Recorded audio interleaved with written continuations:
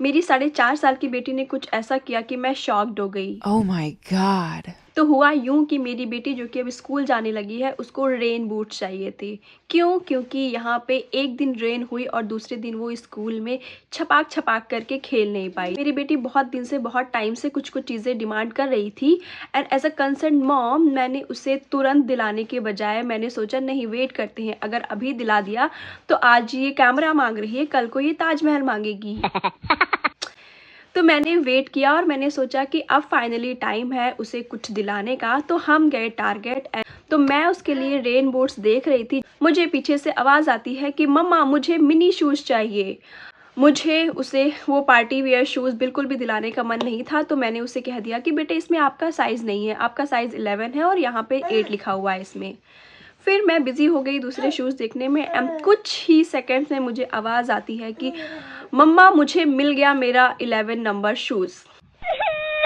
फिर थोड़ा सोचने के बाद मैंने सोचा कि उसका बर्थडे आ रहा है 2 मंथ्स में, तो वो अपने बर्थडे में पहन लेगी, इसके लिए मैंने ले लिया वो शूज़। अब हम घर आते हैं और घर आने के बाद अनाया ने बोला कि मैं इसे शाम को पार्क पहन के जाऊँगी।